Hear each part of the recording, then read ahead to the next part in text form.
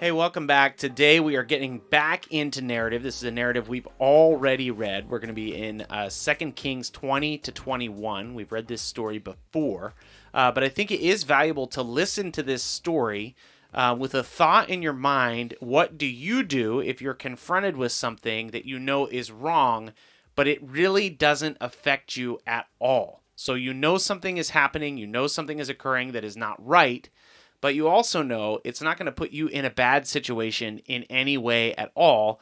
How do you handle that? What do you do about that? Here is a story that has to do exactly with that. So as we jump into 2 Kings 20 and 21, I keep wanting to say 1 Kings, I don't know why.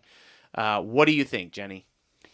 Well, I think Hezekiah has been really refreshing for us as a king because he's actually dedicated to honoring the Lord, tearing down other gods and their idols and all their places of sacrifice. So that's been like really refreshing about him, and I think he stands out because of that. But he's also offered extreme grace and mercy because of that. And I think because he hits like a really low moment knowing that he's very sick, and the Lord extends mercy and gives him 15 more years of life. But in that, I think he becomes very complacent. Like, he's just like, whatever. Like, I'm glad that I could live this whole life. I'm hearing this prophecy from Isaiah that, like, there's days coming of basically doom and gloom on my household, but it's all great now. And if it's not going to impact me while I'm alive, who cares? There's like this irresponsibility and I don't know, just like a weird kind of side of him that shows. And I'm wondering if that's because of the grace and mercy he was shown because of his sickness.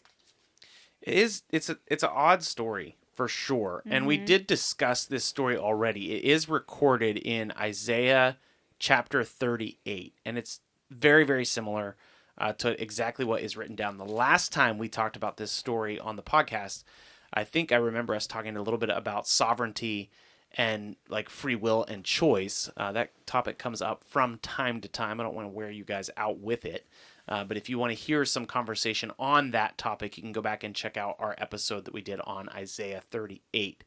We basically talked about how if you are like an extreme faith in God's sovereignty kind of person, it is difficult to make sense of this story. It very clearly from the text seems like Hezekiah just asks for more life and God gives him more life. It seems like the plan changed. So if you want to hear more about that, you can go back and check out that episode on Isaiah 38. What is odd here is that it does seem like, I mean, Hezekiah's gotten a pass. I hear what you're saying, Jenny. Like, he's done good things. He was like the first guy in a long line of kings to tear down the high places. Yeah. So much of the text was always like, well, he was a good king, but he didn't tear down the high places. That's Hezekiah actually not what went that he's far doing and yet. did it. But it's very odd that Isaiah is telling him, hey, there is going to be like everything that you've showed the Babylons. Well, first of all, it's very stupid that he showed the Babylonians all his stuff. This shows like a little bit of a prideful streak in him. Uh-huh. It feels to me like it reminds me of David's census. Like when God punishes David for taking a census of the kingdom when he was not allowed to. There's echoes of that in this story because Hezekiah is basically like, look at all this stuff that I have, and he's very proud of it. And then Isaiah tells him, like, hey, what you're doing is dumb, and all of this stuff is going to be carried away to Babylon, and your own descendants, like children that come from you, will be eunuchs in the palace in Babylon. And Hezekiah's response is shocking. Like his response, where's it recorded actually? It's in Um, verse 19. yeah, so It's chapter not even 20, verse necessarily 19. his response. It just says, for he thought. Then Hezekiah said to Isaiah, the word of the Lord that you have spoken is good. I mean, that's pretty shocking. Like Isaiah's like, Hezekiah, all of this is going to be stolen, and your own kids or grandkids are going to be eunuchs serving in Babylon. He's like, this is good. Yeah, but I wonder if the goodness, and I think we can also do it too, is like the goodness stops with him.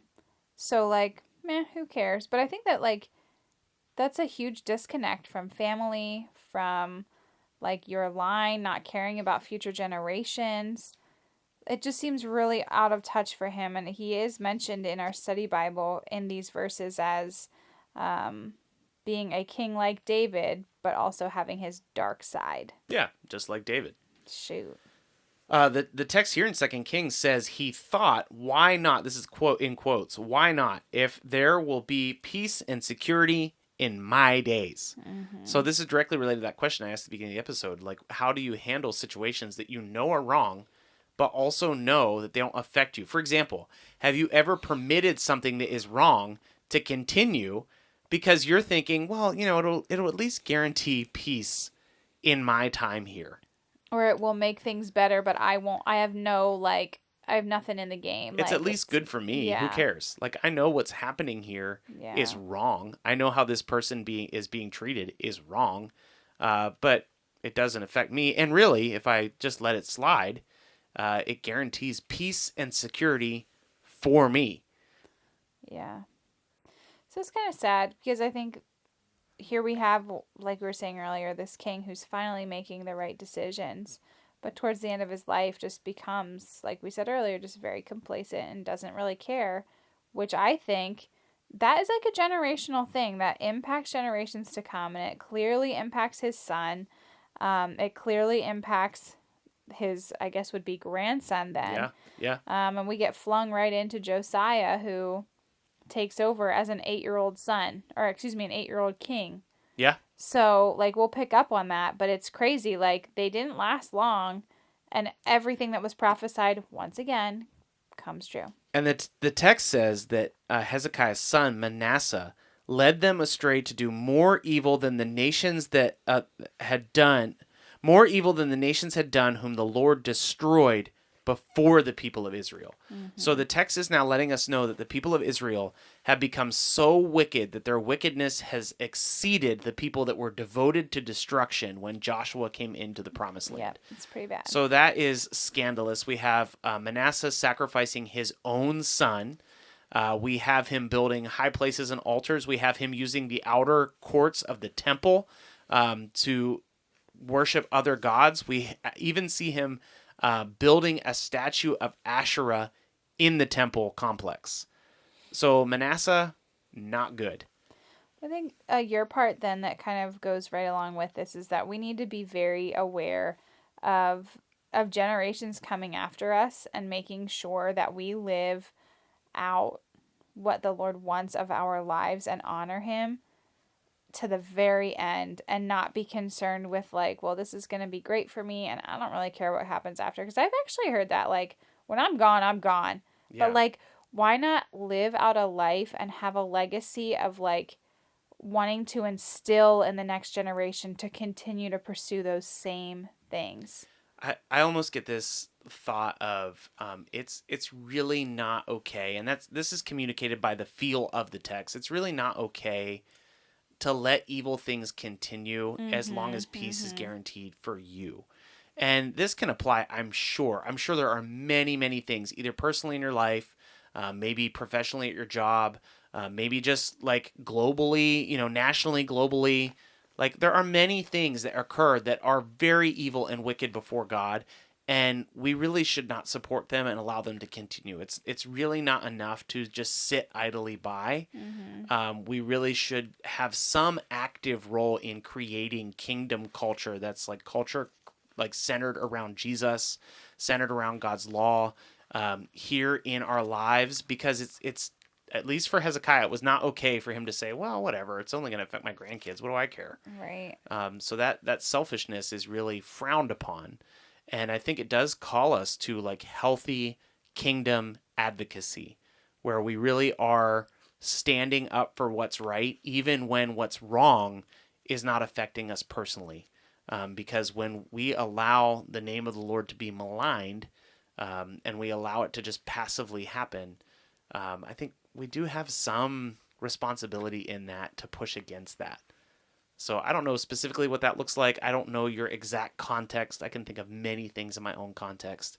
And I want to do what I can to stand for what's right, even when it's uncomfortable or a little bit weird. So tomorrow we'll be jumping into 2 Chronicles, doing some more narrative kind of stuff. So we'll see you then. Bye. Thanks so much for listening to God's Plan, Your Part. If anything stuck out to you, if you have any questions, or if you'd like to receive a Bible, you can email us at godsplanyourpart@gmail.com. Also, if you're enjoying the podcast, please consider supporting us through the link in our description. We love that you're on this journey with us, and we hope you have a great day. See you tomorrow.